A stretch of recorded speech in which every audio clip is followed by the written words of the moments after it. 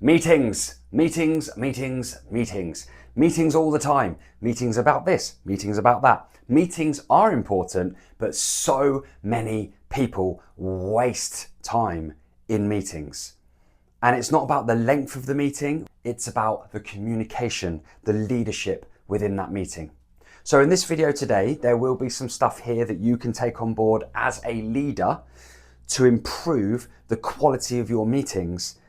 But there are also some tips that you can give your managers, that you can give people in your business that are in leadership positions that will help them to lead their meetings in a more efficient way because, well, that's company time, isn't it? I, in the past, have sat down with my managers and my senior team and I've given them this framework and I've said, look, when you go into a meeting, this really helps me. Try it out for yourself. It's a simple framework. So you can give this to your people as well, but it also might help you. So let's get into it today. How to make a meeting more efficient, waste less time, and come out of it with optimum clarity. Here we go. Number one, the first thing that you got to do in a meeting is thank the people for being there. So you've had your small talk. That is your trigger that tells you business time. Thank you for attending this meeting. Thank you for making the time, whatever is suitable. Just a short line that triggers you to say that we are in it now. This is business time, but it's also going to help that other person feel more comfortable. When I'm giving you gratitude and I'm saying, listen, thank you for making the time to be here today, or thank you for getting to the meeting on time. Thank you for being here, well prepared. Please take a seat. Let's get into it. You feel good because I've given you a compliment. I've said thank you. It is a great way to start your meeting. Simple, but so effective. So that's the first thing. The second is an expectation statement. By the end of this meeting, ... By the end of this meeting today, we're going to figure out how we're going to approach this problem, what options we've got, so that then we can go away, think about it, and make a decision by the end of the week. So it's a time-based framing of an expectation. It allows the other person to concentrate on what we're here to do. Also, the person leading the meeting, to remind them what they're here to do. I would always write this down. So you're going in, thanks for being here, thanks for being here on time, really appreciate it. By the end of this meeting, you and I are going to figure out exactly what we need to do about X and Y, and we're going to make a decision. How's that? Get an affirmative. Yep, sounds good. Great. Now we both know what we're here to do. We agree. That's what we're here to do. By the end of the meeting, great stuff. Set that expectation. 3, we need to know who's driving, okay? In some situations, you will be driving and you will know exactly what you want to say. That might sound something like this.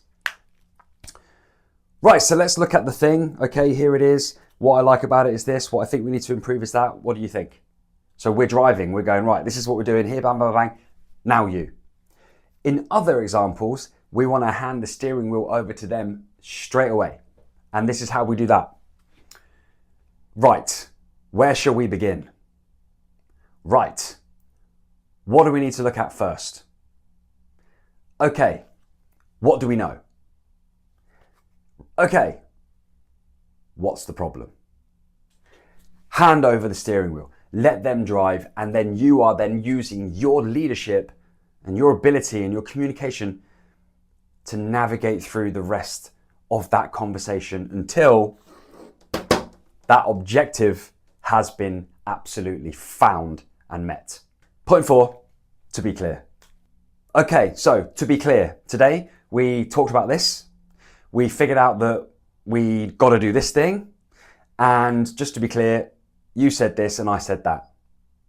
What have I missed? So we're clearing everything up. We're clearing up all the loose ends. We don't want anyone leaving that meeting thinking, oh, what did he mean by that? Or, I wish I said this. So to be clear is to make sure that we leave nothing behind.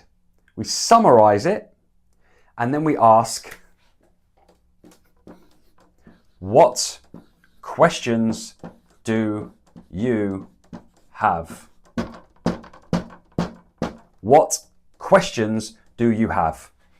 Once we've summarized, we ask, what questions do you have? If the other person says none, then great. You've achieved what you wanted to achieve. Everything's done. We can sign, seal, delivered. Thanks very much. Get on with the rest of your day. However, if the other person does have a question, that's great because that means you've missed something. You've missed something. So the other person goes, yeah, where do I find that information? You go, good question. It's in the drive, in the folder, in the thingy, and in the whatnot. Whatever. But it gives the opportunity for the other person to ask a question. If they do not ask a question, there was no questions that were asked. Done. Now it's on them. Just making sure, by the way, this is not, have you got any questions? Because that's most likely going to bring the answer of no. This is what questions do you have? It is an open question. Specific language that has been chosen to get you the most efficient result and most efficient outcome for your next meeting. Okay, so to recap, this is the way that you improve your meetings, and you can share this with your team. You thank the other person first, get off on the right foot, build that rapport, even if it's going to be a tough meeting. Then you're going to set the expectations of the meeting. Look, by the end of this is what's going to happen.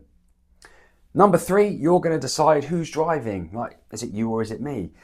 You either ask a question or you start with what you know. Then you're going to make everything really clear for both or all the people in the meeting. You're going to recap what's been said, what's been decided, what's been discussed. Then once you're done doing that, you're going to make sure everything's been discussed, leave no room for any uncertainty by asking, what questions do you have? Don't say anything else. Let the question land, knowing that if there's nothing, then you're all good. But if there is a question, well, it gives you the opportunity to make it even clearer for everyone. Thanks for watching this video. If you like this sort of thing, I've got loads of stuff I can share with you. Subscribe to this channel. I make videos that will help your leadership all of the time. See you in the next one.